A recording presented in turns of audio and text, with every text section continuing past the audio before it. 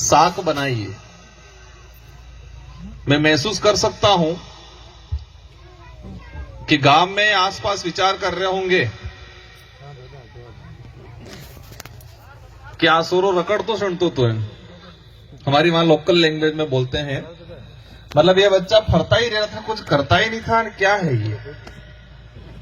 कुछ लोग जीवन में पैसा कमाते हैं, कुछ लोग इज्जत और नाम कमाते हैं, पहचान कमाते हैं। जीतू भाई ने दूसरा कुछ कमाया नहीं कमाया वो तो नहीं पता, लेकिन एक पहचान और नाम जरूर कमाया। इसी वजह से आज हम सब यहां पर मौजूद हैं। और उनके पिताजी के लिए और उनकी माताजी के लिए और पूरे परिवार के लिए, पूरे गांव के लिए आप सबको आज लग रहा होगा, और मुझे जाते भाई और भी चुपके चुपके से शादी कर रहे हैं, ऐसा लग रहा है। चुपके चुपके से कर रहे हैं। इनका जितना जो फ्रेंड सर्कल है उनको कई लोगों को क्या लगभग 70% लोगों को नहीं पता है। हमारे डूंगरपुर में भी लगभग 3-4 जनों को ही पता है हमको। शायद वो सबको पता होता, भले निमंत्रण नहीं पहुंचता, लेकिन कई लोग आते। शायद ये टेंट तो ठीक है, लेकिन आसपास की जो जगह है वो भी कम पड़ जाती। वो रीजन क्या है? आज हमारे बीच में कई वरिष्ठ लोग बैठे हुए हैं, कई अधिकारी वर्ग हैं, कई जनप्रतिनिधि हैं, कई अभी बता रहे थे धर्म गुरु भक्ति गुरु थे। हमारे आदिवासी एकता परिषद के दादा अशोक जी हैं, उनकी पूरी टीम है, मध्य प्रदेश से हैं। पंचायत समिति सदस्य हमारे मेघवाल जी हैं। सभी समुदाय के लोग हैं ये। और मैं वापस संचालक महोदय को, मुझे वही फीलिंग वापस आ रही है कि हम शादी में वो आप जो बता रहे थे वही, क्योंकि वो कहते हैं कि हमारा एक वो स्पीच का वो नशा रहता है, तो शायद शादी समारोह में कभी भाषण नहीं दिया, ऐसा लग रहा है मुझे। शायद आज पहला अवसर है, तो मैं इस अवसर पे सिर्फ शादी पे ही बात करना चाहूंगा। कहना तो बहुत कुछ है इस इलाके के लिए, बहुत कुछ लिमिटेड चीजें बोलेंगे। और आज हमें खुशी भी है और थोड़ी तकलीफ भी है और दुख भी है। खुशी इस बात की है कि जीतू भाई शादी कर रहा है, और दुख इस बात का है कि शादी के बाद पहले की तरह रहेगा कि नहीं रहेगा, कहीं बदल तो नहीं जाएगा। बिदड़ो वो कहते हैं कि दुल्हा वोर बनी गयो, लाड़ी आवी गई, तो से आदमी चेंज थी गयो, थोड़ा परिवर्तन थी गयो, तो वो थोड़ा डर भी है हमको थोड़ा। तो मैं आ रहा था, रास्ते में पूछा था भाई कैसे है मामला, तुम्हारी नकेल उनके पास रहेगी कि उनकी नकल तुम्हारे पास रहेगी, कैसा है मामला? मतलब नकेल जो नहीं डालते नाथ, लगाम। मैंने कहा भाई कैसा है मामला आगे? तुम्हारी नाथ उनके हाथ में रहे ऐसा तो नहीं है पूरा हमारे फिर दर्शन ही दुर्लभ हो जाएंगे कहीं। तो खुशी भी है और हालांकि दुख तो नहीं है, कहने की बात है, लेकिन फिर भी हम एक सोचते हैं मन में कि कैसा है। इनके अंदर एक सामाजिक भावना है, एक जुनून है कि समाज के लिए किस तरह से समाज के आने वाली पीढ़ी को बेहतर जीवन दे, हक अधिकार के लिए लड़े, समाज में जो कुरीतियां हैं, कुछ कमियां हैं, उसको कैसे सुधारे। इनके अंदर एक जुनून है, और शायद उसी जुनून की वजह से उनके 2 छोटे भाई बहन थे, वो शादी हो गई, अब उनकी हो रही है। अगर वो जुनून नहीं होता तो शायद इतनी पहचान नहीं होती। या जो पांडाल में जो धन है, हम सब जो आए हैं अपना अमूल्य समय निकाल के, वो नहीं आ पाते। तो सारे जो युवा साथी हैं, मैं सबको ये नहीं कहूंगा कि सब जीतू भाई बन जाना, लेकिन कम से कम अपने परिवार के लिए, अपने गांव के लिए बेहतर विचारों के साथ, सोच के साथ काम करना है। कि हम समाज में कुछ कुरीतियां हैं, कुछ कमियां हैं, समाज के हक अधिकार हैं, समाज का जो कल्चर है, समाज का अस्तित्व है, इतिहास है, उन सब पे हम कैसे काम करें ताकि आने वाली पीढ़ी को एक बेहतर जीवन दे, मजबूत जीवन दे। आज एक संजोग, एक परिवार की तरह हमारा, आज हम लोग सब लोग आए हैं मध्य प्रदेश से, गुजरात से, हर इलाके से। तो इस अवसर पे सामाजिक मुद्दों की अगर बात करें तो यहां पर जो वडील बैठे हैं, बड़े बुजुर्ग बैठे हैं, और यहां जोधपुर फलोदी के अंदर भी, साथ ही गंगानगर हनुमानगढ़ में भी एक इशू चल रहा है। राजस्व रिकॉर्ड में बिल है, जाति प्रमाण पत्र नायक से बने हुए हैं, कुछ साथी एससी हैं, एक भाई एसटी है, फिर बीकानेर के साथी भी आए हैं, वहां पर फिर अलग तरीका का इशू है। ये समस्या है, उसका समाधान तब होगा कि आपका कल्चर आपका जिंदा होगा। अगर आपकी पुरानी बाप दादों वाली परंपरा, रीति रिवाज, आपकी संस्कृति अगर जिंदा होगी तो आपका समाधान होगा अवश्य। वही इस समाधान का सबसे बड़ा आधार या सबसे बड़ी अगर वो कहे चाबी तो वही है आपकी संस्कृति। गुजरात में हुआ था ऐसे नैसे, लोग कोर्ट में गए, कोर्ट ने डायरेक्शन दिया, जाने वालों ने कहा कि हम ट्राइबल है, ट्राइबल का सर्टिफिकेट चाहिए। तो कोर्ट ने डायरेक्शन दिए कि ट्राइबल का कल्चर मापदंड दिए 7-8 बना के कि इस मापदंड में खरे उतरे कि नहीं उतरे। तो मापदंड में खरे नहीं उतरे। तो जो गंगानगर, हनुमानगढ़ और साथ ही फलोदी और बीकानेर से जो साथी आए हैं अभी, जो मुझे बता रहे थे, अगर इस लड़ाई को लड़ना है तो आपका कल्चर आपको जिंदा रखना है। और वही कल्चर मैं दिला पाऊं या नहीं दिला पाऊं आपको न्याय, लेकिन आपका जो कल्चर है वो आपको न्याय जरूर दिलाएगा आने वाले समय में। साथ ही यहां पर मैं जैसे एयरपोर्ट पे उतरा था, एक बुजुर्ग दादा याद मिले मुझे। उन्होंने कहा, मतलब बुजुर्ग नहीं थे, 55-60 साल की एज थी। उन्होंने कहा कि मैंने मेरे पिताजी का मृत्यु भोज नहीं किया।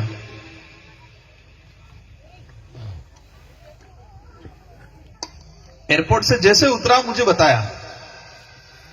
क्यों बताया होगा उन्होंने? कि मैंने कुछ ताने मारे होंगे पहले आके।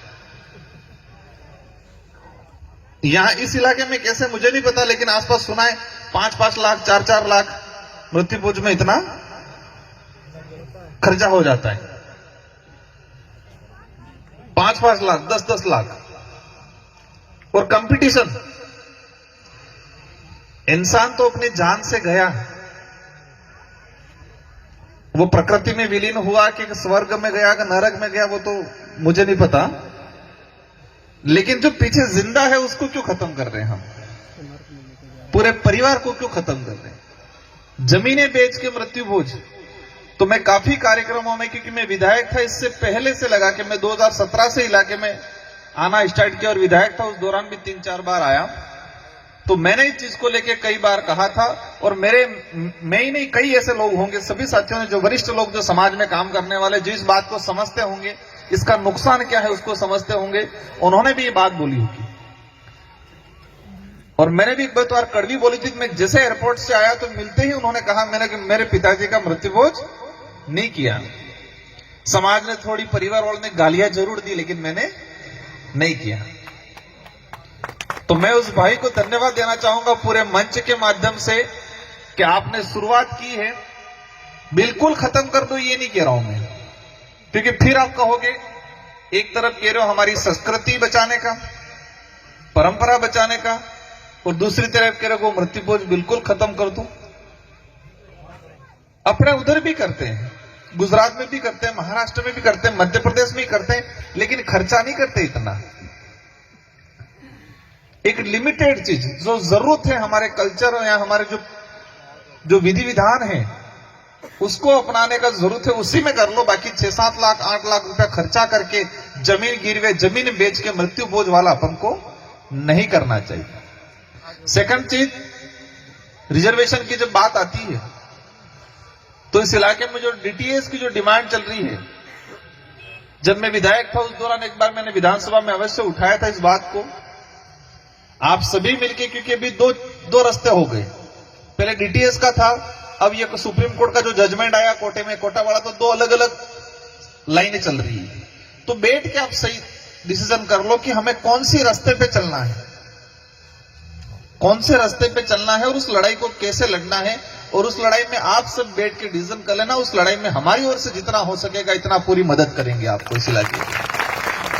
क्योंकि मेरा जो मतलब मुझे जो समझ में आता है, या मेरा जो मतलब कहे कि मेरा जो तर्क है, मैं वो उस समय बोला होगा, लेकिन मैं अब नहीं दूंगा। आप डिसाइड करना कि डीटीएस का जो है वो उसी को लेके चलना है, या सुप्रीम कोर्ट वाला है उसको लेके चलना है, या दोनों को छोड़ के नया रास्ता, सस्ता मतलब ये आसान रास्ता क्या है उस क्या लेके चलना है। पूरे जो डीटीएस हमारे जो इलाके जालोर पाली से लगा के गंगानगर तक के जितने जो साथी हैं, आप सब मिलकर डिसाइड कर लेना है कि हमें किस रास्ते से चलना है। क्योंकि कई लोग रास्ता दिखा देते हैं लेकिन उलझन वाला दिखाते हैं, जो कभी मंजिल पे नहीं पहुंच पाते हम लोग। और हमारा समाज उस रास्ते में भटकता भटकता ही अपना जीवन व्यतीत कर देता है, पूरी जिंदगी निकाल लेता है, और आने वाली पीढ़ी भी फिर उसी रास्ते पे चलने का काम करती है। मैंने कह दिया इस रास्ते पे चलो, अच्छी बात है, राजकुमार को आप फॉलो करते हो, आप मानते हो, आपका मैं बांसवाड़ा से सांसद हूं, लेकिन एक बार सोचना है कि हाँ सही बता रहा है कि नहीं बता रहा है आदमी। मैंने कह दिया उस पे चलना है तो आंख बंद करके नहीं चलना है कभी। आप मुझे मानते हो अच्छी बात है, लेकिन एक बार ये जरूर सोचना है कि सही में गलत है रास्ता का नहीं है, सही है कि नहीं है, थोड़ा तर्क वितर्क करना है। चौथे नंबर की बात, एक आता रास्ते में मैंने सुना था, वो जो महाराज जो आए थे शायद मैं अभी निकल गए, मैं कुछ महाराजों को बहुत दिल से पसंद करता हूं, कुछ को मैं जोरदार बोलता भी हूं, खतरनाक भयंकर वाला बोलता हूं मैं,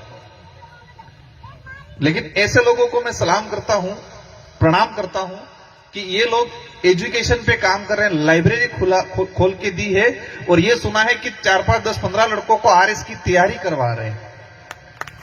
इनके लिए आर्थिक सहायता कर रहे हैं महाराज।